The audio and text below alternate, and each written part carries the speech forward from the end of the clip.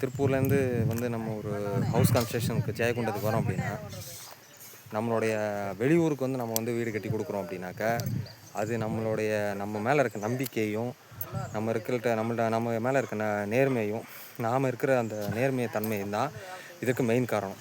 ஓகேங்களா? ஸோ அந்த வீட்டோட தரம் முதல் பாயிண்ட். 2வது வாஸ்து.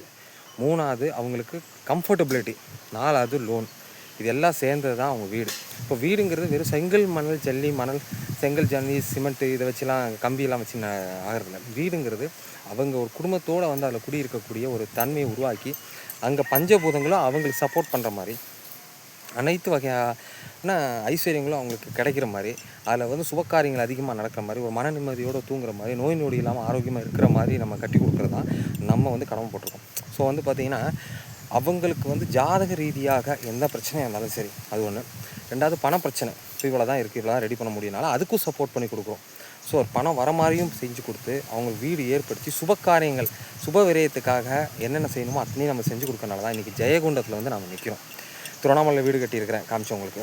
மணப்பாறை, தோகமலை, கோயம்புத்தூர், சரிங்களா? இப்போ திருப்பூரில் வந்து நம்ம சொந்தமாக வீடு கட்டி ப்ரொமோட்டர்ஸ் தான் நம்ம பண்ணிகிட்ருக்கோம். 2 BHK, 3 BHK, 4 BHK பண்ணுறோம், கம்பெனிஸ்லாம் பண்ணுறோம்.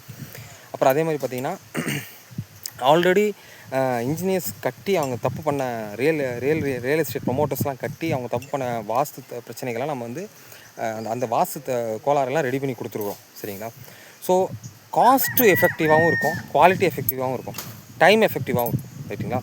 அது போக ஆக்சசிபிள், அவங்களுக்கு எவ்வளோ ஈஸியாக பண்ண முடியுமோ அந்த ஈஸியாக நம்ம வந்து அவங்களுக்கு பண்ணி கொடுக்கணும். ஸோ இது வந்து ரொம்ப ஸோ அந்த ஊரில் ஆள் இல்லாமல் கிடையாது, இருந்தாலும் நம்மளை வந்து கூப்பிட்றாங்கன்னு வச்சுக்கோங்களேன். 4 பேர் தமிழ்நாடு நம்ம போய் கட்டி கொடுக்குறோன்னா, அதுக்கு ரீசன் என்ன அப்படின்னு கேட்டிங்கன்னா, மெயின் வந்து நம்மளுடைய ரிலையபிள், ரிலையபிள், நம்ம மேலே வச்சுருக்க அந்த கான்ஃபிடென்ட்டு, அப்புறம் லாயல்ட்டி, சரிங்களா? இதெல்லாமே சேர்ந்தது தான்.